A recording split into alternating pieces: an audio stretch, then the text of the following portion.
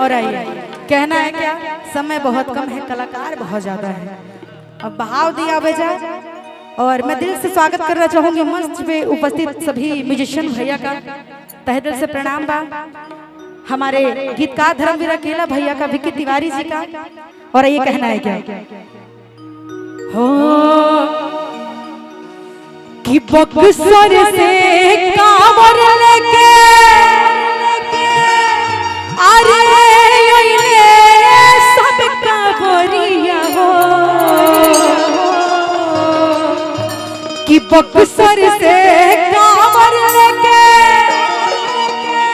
अच्छा दिल से बताइएगा आज किस किस ने जल चढ़ाया, तनी हाथ उठा दीजिए। ए बीच वाला नहीं खलो चढ़े लगा हो, धिक्कार बात हले बमरदे, जल नहीं के चढ़ल। अच्छा कोनो बात ना, 3 गो सोमारी अभी और बचड़ा ली हलो, ठीक बा। कि बक्सर से कांवर लेके अरे ये सब कांवरिया हो, तो जलवा बरमेश्वर बाबा पहुंचड़ी। आप सभी को बोलना है कि रघुनंदन हरि, बोलिएगा ना जी, गाई कि बक्सर से कांवर लेके आए सब कांवरिया हो, बक्सर से कांवर लेके आए सब कांवरिया हो,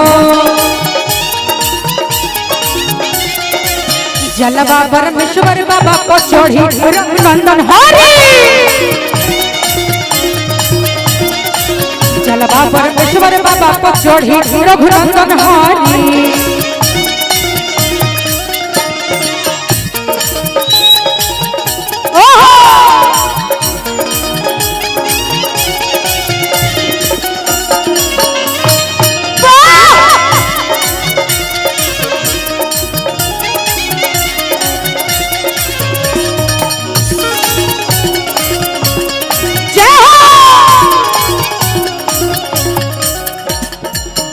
अच्छा जो आज जल चढ़ाए होंगे उनके गाड़ी में गाना गाना तो बज रहा होगा ना, गाना बज रहा होगा ना।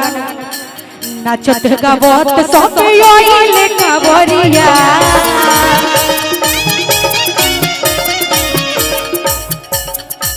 रोगी हम महादेव आइले नजरिया,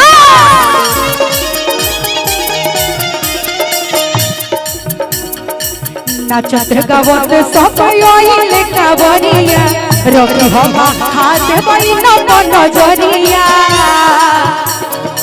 हमनी के लाज रहे बनल मिजाज रहे, हमनी के लाज रहे बनल मिजाज रहे, जलवा परमेश्वर बाबा रघुनंदन हरि, जलवा परमेश्वर बाबा को चढ़ी रघुनंदन हरि।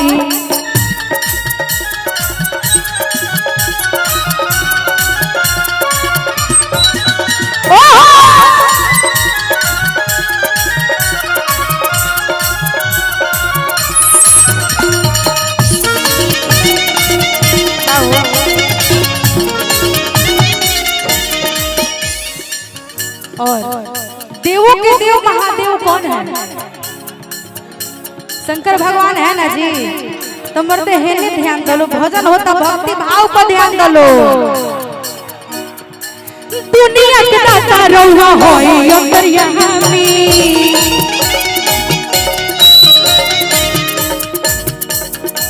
दुनिया के दाता रहुआ होई अंतर्यामी,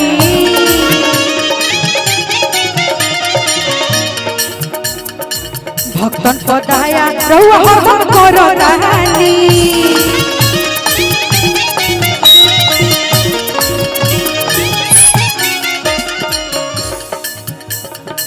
धर्म प्रियंका राउर गावेले भजनिया हो,